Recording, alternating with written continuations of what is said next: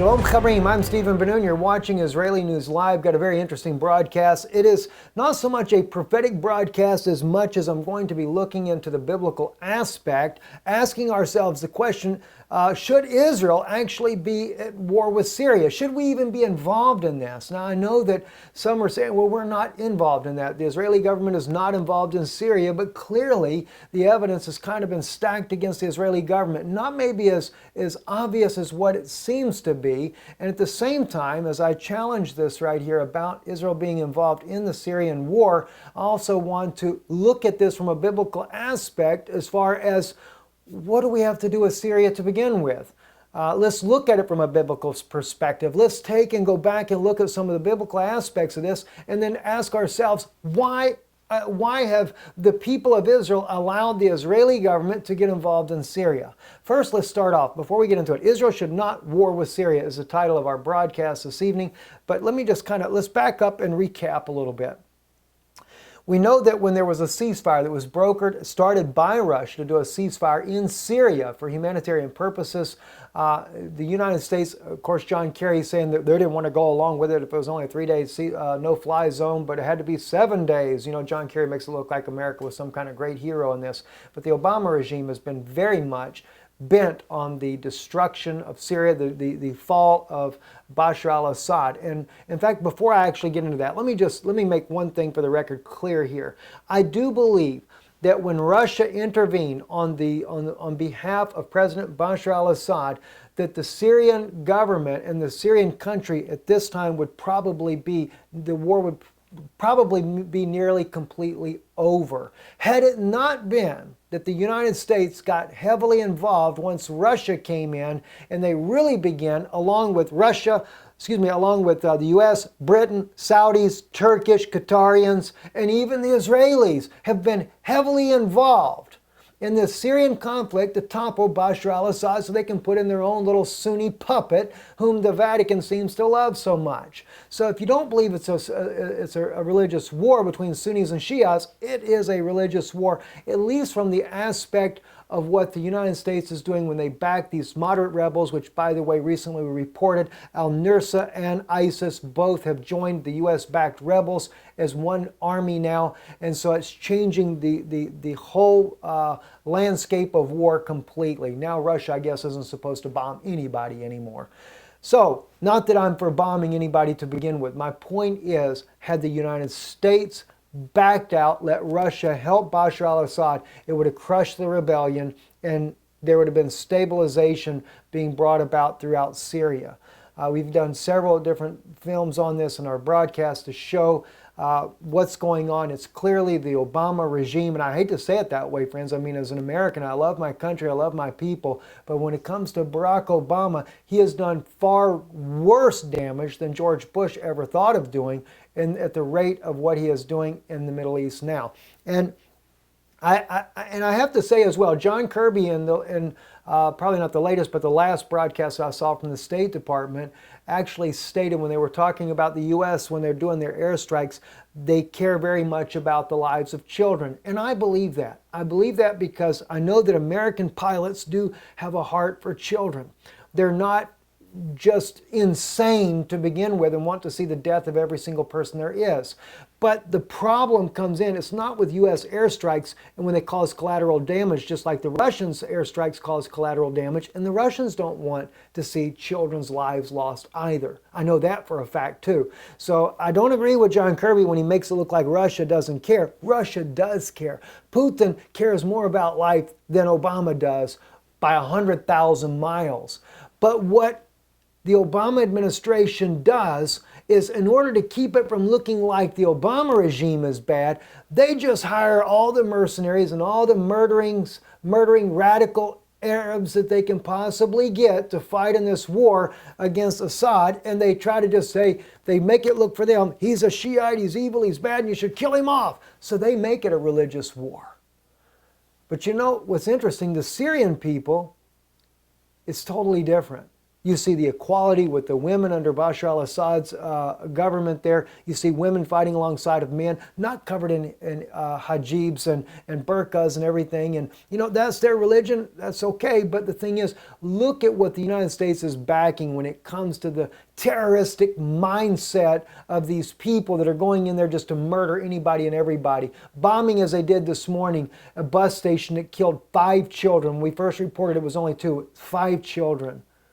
I mean, this is what Obama is backing. And if Obama would have stopped supporting them, they blame it on Putin and Assad that all this death is occurring because of them. No, as long as you keep backing all these terrorist groups that you're backing, we're going to continue to have a war.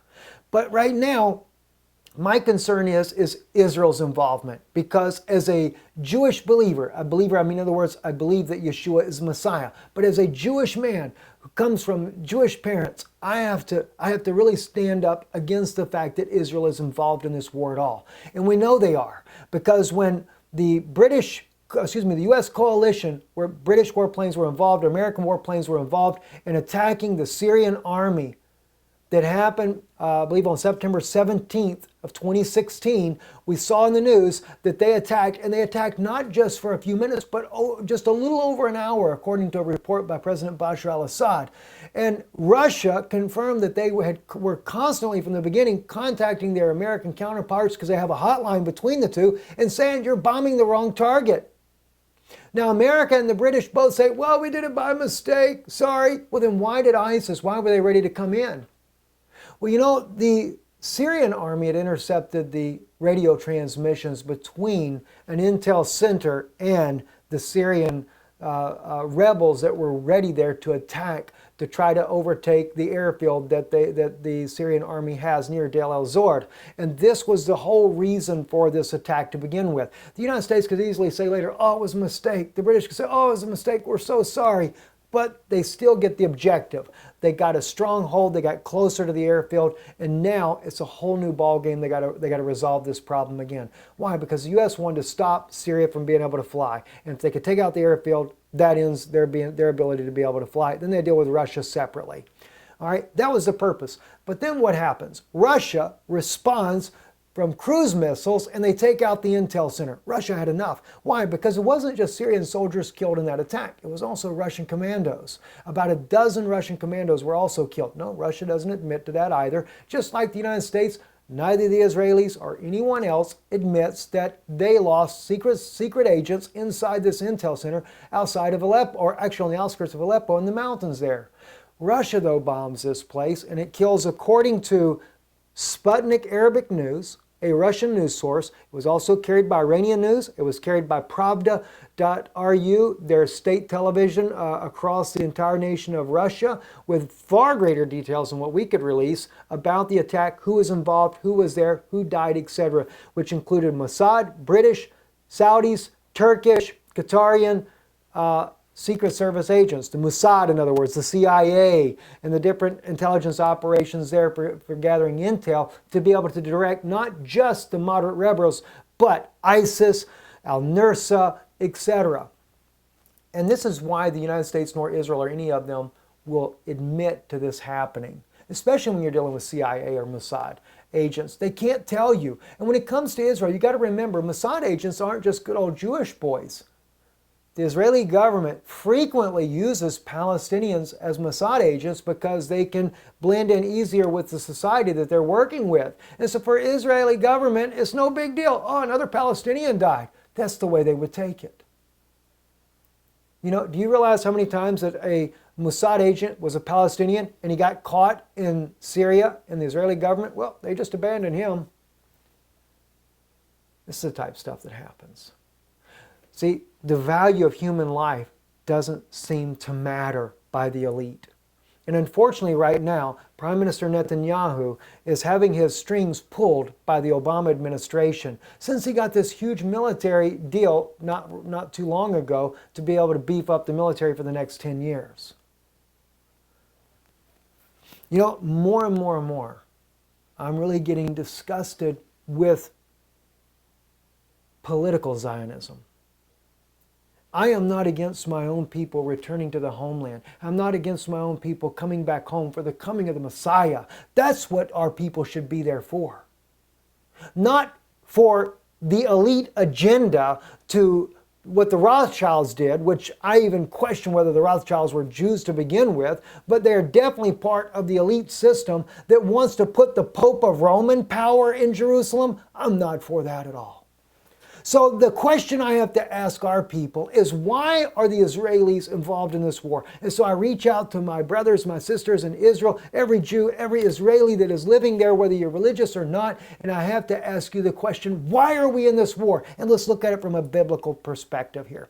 In Numbers chapter 13, verse 26, going down to verse 33, and they went and came to Moses and to Aaron, to all the congregation of the children of Israel, unto the wilderness of Paran, and to Kadesh, and brought back word unto them and to all the congregation, and showed the fruit of the land. This is when Moses sends out the 10 spies, right?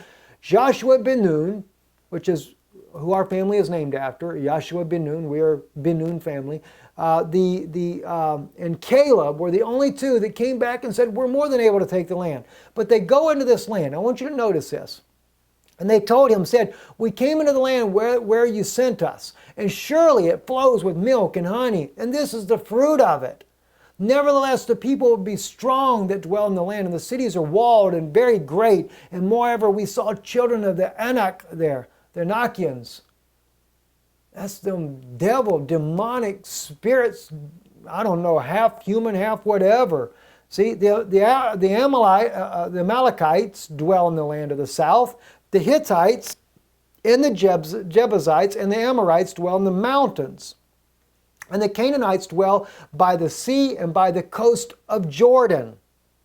Now notice the demographics that they're describing, okay? They're describing the Mediterranean Sea, they're describing the little mountain chain that runs right up through Israel, and they're describing the Jordanian River there on the coast there. This is the area in where that the ones that God tells them that He's giving you this land, and these are the people that you got to drive out. This is the land that God gave them originally, our people, the Jewish people. All right? And Caleb stilled the people because, see, they get afraid. They said they're Jebusites, the Amorites, they dwell in the mountains of Canaan, okay? And then he says, and Caleb stilled the people before Moses and said, let us go at once and possess it, for we are able to overcome it. But the men that went up with them said, we not be able to go up against the people, for they are stronger than we. And they brought up an evil report of the land which they had searched unto the children of Israel, saying, the land, though which we have gone to stretch it, is a land that eateth up the inhabitants thereof, and all the people that we saw in it are the men of great stature. And there we saw the giants and the sons of the Anak, which come of the giants, and we were in our own sight as grasshoppers, and so we are in their sight. So they were afraid. But here's what I want to show you though. Look at the map here. Now this is the land in which God divided by Joshua for the people of Israel. Those of you that can notice anything from the distance we're looking at here, you got the Sea of Galilee right here. All right? This is what we call modern-day Golan. Okay? God did not even give us the Golan. For some reason, I had it in my mind. Well, I'll take it back. Manasseh's land, there's two different maps for Manasseh. Manasseh does encompass the Golan a little bit right here, what we call the modern-day Golan. That's true. This particular map of Manasseh does not encompass it, but there's another map that shows that there was an extension of Manasseh that ended up having part of the Golan. All right? But modern-day Syria, I don't care which map you use, modern-day Syria is nowhere in the picture here. Syria's today, their border here, if you take the part of where Israel's new lines are for the Golan, I think it's what, 1974, if I remember right. This is Syria land on over. God never gave us this land. God said to the children, to Joshua, to Moses, that He's giving you a land. It's where the Amorite, the Hittite, the Canaanite, all them, they're dwelling in this land. Well, that happened to have been on this mountain change on the edge of the Jordan River, both sides of the Jordan, I would assume here, and then also on the sea here.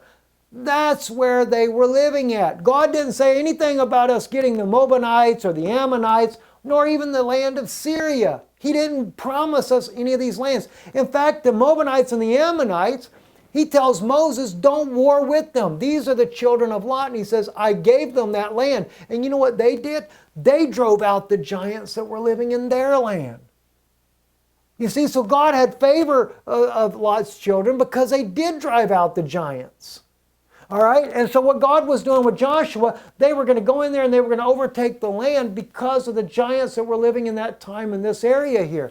They were going to go in there and they were going to liberate this land from the giants. Why? Because the children of Israel had supernatural gifts of strength to be able to do so. And those giants were controlling the people that lived in the land. And by the way, if you notice Gaza, what we call the Gaza Strip today, that doesn't belong to Israel either. The Philistines had this land. Now the Philistines always caused wars against Israel, and of course the Hamas, that's the modern day Philistines. But the Moabites and the Ammonites are the Jordanians of today, and God said leave them alone. But if anything, today, who's actually occupying the land that was given originally to Joshua? It's the Jordanians. And yet, what does the Prime Minister of Israel do? They all bow down to the Jordanian king. Oh, he has the Temple Mount. We have to obey him. Instead, the very land here, the Syrians, you want a war with the Syrians. What did Bashar al-Assad do to you? What has he done to our people? Nothing. Okay, yes, his father warred against our country. Bashar al-Assad was a doctor. The West has demonized him. They said, oh, he used chemical weapons on his people and now he's using barrel bombs. There is no proof of that at all. But there is proof to the contrary, that the U.S. turned a blind eye while the Turkish slipped in the sarin gas. Look up Eren Erdem, E-R-D-E-M. He's in prison now, but he was a parliament member of the Turkish government who also stood and he tried to convict the ISIS members that the U.S. and Turkish were backing, training them and slipping them into Syria, and they were the ones that used sarin gas on the population. You're right, Mr. John Kirby. The U.S., the Allied plane bombers of the U.S., they have a heart. You know, I don't think they would use any kind of chemical weapons, but I guarantee you one thing, those bunch of thugs that you're backing, they will. The ones that take and they wrap the women in an all-black head job and all across their nose, and they even put barbed wire fence around their eyes, yeah, those kind of radicals, they'll kill anybody. I watched them the other day shoot a little 13-year-old boy in the back of the head on the video there, not to mention thousands of videos, and you see how evil they are, and yet the U.S. backs them. Oh, these are our friends here. Hey, what kind of friends do you keep, Mr. Obama? What kind of friends? And Mr. Prime Minister Netanyahu, I cannot believe that you would actually side with Obama just because they gave you a little bit of money. I would send the money back and tell them to keep their money. We don't need your money. You see, if you truly believe in the God of Israel will protect the land of Israel. We don't need all the money for all this military fight against the Syrian people. We have no need of it. All right, now, let me move on here. As it says here, the Amalekites dwell in the land of the south, the Hittites. I was just showing you again what I said earlier. All right, let's look at it now. See, this is what I want you to see too as well. This is modern day Israel. And we have the West Bank. We have Gaza. Gaza belongs to those people. It's not our land. And that's why they have their own territory. The West Bank are the Jordanians. They're the Amorites, the Moabites, and the Ammonites. All right? But we shouldn't be warring with them. And let me say this to you too, my friend, my Palestinian friends there. You shouldn't be warring with Israel either. Why do you allow the Pope of Rome to influence your children to violence against your own brothers? You are brothers. Yes, you are. Because we all come from Abraham. In this case here, Lot was Abraham's nephew. So you are brothers. So why do you allow? It says in the book of Daniel, the prophet Daniel says that after the league made with him, he'll come up strong with a small people. That league was when the Jewish Congress made a covenant with Rome on the signing of the Nostra Aetate, and to bring in the idolatry of Israel right into Jerusalem. And unfortunately, you have come up strong with the Pope of Rome to be able to fight against your own brethren.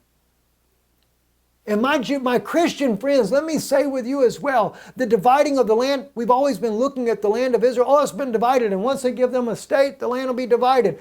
I found out the other day as I shared that with you in the special message, and I'll put a link of it in this video in the description section for you so you can look at that again. The prophecy of Daniel speaks about that this great empire is made great by a foreign god. It was Rome and the British Empire coming together, and they would take the lands of the Middle East, which they did during the First World War, and they would divide the land for money. And that's exactly what the British did by the backing of the Catholic Church when they reestablished their ties. And the Vatican the Jesuits pushed Britain into a war with the Turkish government, the Ottoman Empire, to bring the Ottoman Empire down. Because why? Because there were Jews that were living in Iran and stuff way over here, and they were coming and they were buying land with money before World War I. And they were settling around the Galilee and down here by Tel Aviv in areas that God had given the people. And they were doing it the right way. They were buying the land and they were living among the people, and they actually had peace. Do you think the Jews survived in Iran all these years because all the Iranians were so wicked? I know that there's always been trouble. That's not the point. My point is there can be peace. All right? Now, if you notice here, the Jordan and stuff in this map here, this green here, this was going to be part of the British mandate right here. Oh, they were going to give all that to Israel, right? So much for that, because why? Daniel said they divide it for gain. First we said we'll give that to you guys. All right, now y'all can fight it out. Oh, you fight it out. Jordan won. Jordan got this section here. Syria got this section here. And the Palestinians ended up in the West Bank because the Jordanians pushed the Jews back. You understand what I'm saying? Yes, the land is divided. God saw it would be divided. God says you've divided my land. So it's no different if they do a Palestinian state than when they took and they gave what? Look over here. You see right here, Manasseh, Gad, and Reuben. What is now modern day Jordan? That was part of our tribes right there. And it was the British government in Rome that gave it to the Jordanians. And now we want a war with Syria. Why do you want a war with Syria? Let me show you. Let me remind you some things about Syria. Look right here at the top. Hosea 12, verse 12. And Jacob fled into the country of Syria, and Israel served for a wife, and for a wife he kept sheep. Do you know who lived in Syria? It was Abraham's family and Sarah's family. Abraham and Sarah's family were both living in Syria. In fact, it was Sarah that was so upset for Esau taking a wife of the other nations that she didn't like, that she sent her son to Syria with in this case here, we're looking at Isaac and Rebekah. Rebekah sent her son, Jacob, back home to Syria to get a wife from Haran, her brother. Syrians. So we are connected to the Syrians by blood as well. It says in Genesis 29:1, Then Jacob went on his journey, and he came into the land of the people of the east, which Hosea identifies as Syria. And he looked, and behold, a well in the field, and lo, there were 3 flocks of the sheep lying by it. And out of that well they watered the flocks, and a great stone was upon the well's mouth. And thither were all the flocks gathered, and they rolled the stone in the well's mouth, and watered the sheep, and put the stone again in the well's mouth in its place. And Jacob said unto them, My brethren, hence be you. And they said, Of Haran are we. And he said unto them, Know you Laban the son of Nahor? And they said, We know him. And he said unto them, He is well. And they said, He is well, and behold, Rachel his daughter cometh with the sheep. Do you guys remember when, as the story progressed forward, we know that, of course now he tricks Jacob, but then Jacob was deceiving his father-in-law in order to get the wealth because of the way his father-in-law was treating him. So it was a little bit of a bitter relationship, but they were still family. And when he goes back to Israel, to the homeland, and he takes his wives with him, and of course, he's really upset with him. Laban is upset with him. He's angry with him, and he goes after him, pursues him, he overtakes him before he gets into the land of Israel. But they made peace with one another. And do you remember them piling up the stones? Let me find it for you just one second. If you have a Bible, you want to look at this. I want you to go to Genesis 31, verse 24 to start with, and we're going to drop down to verses 44 on down. And God came to Laban the Syrian in a dream by night and said unto him, Take heed thou speak not to Jacob either good or bad. All right? That was God warning him. But notice he's a Syrian. You get down to verse 44. They have their words between each other. They're both basically confessing their faults one to another. Then they come to an agreement.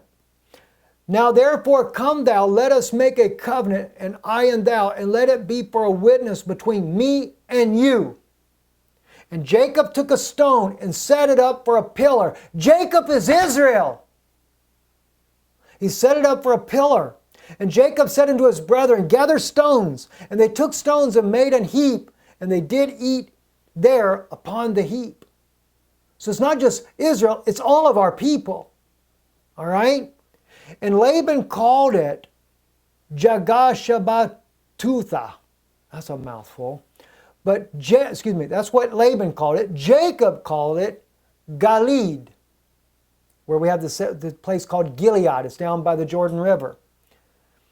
And Laban said, This heap is a witness between me and thee this day, or between me and you this day. Therefore was the name of it called Galid. And Mizpah, for he said, The Lord watch between me and you when we are absent from one another. In other words, even when they're dead, even when they're no longer here, may it be a witness unto them. See? Not just dead, but the fact that they would not see each other because they're in one land and then the other. But I think it also represents the future as well. If you shall afflict my daughters, or if you shall take other wives besides my daughters, no man is with us. See, God is a witness between me and you. It's not just Leah and Rachel. Do you realize Laban's children in Syria today, those are his daughters? If you shall afflict my daughters, or if you shall take other wives besides my daughters, no man is with us. See, God is a witness between me and you. And what has Israel done? You took another wife. You took one of Esau's daughters up here called Rome, and you're bringing idolatry into Israel. And Laban said to Jacob, Behold this heap, and behold this pillar which I have cast between me and you. This heap is a witness. And this pillar be a witness that I will not pass over this heap to you, and that you shall not pass over this heap and this pillar unto me for harm. Our forefathers made a covenant together. The Syrian and the Israeli people were never to do one another harm. Bashar al-Assad is not trying to do harm to Israel, but wanting to make peace. And Prime Minister Netanyahu, why didn't you make peace? When our very country is named after our forefather that swore with an oath, and they laid up an altar between the two, and neither one will cross that to do the other harm.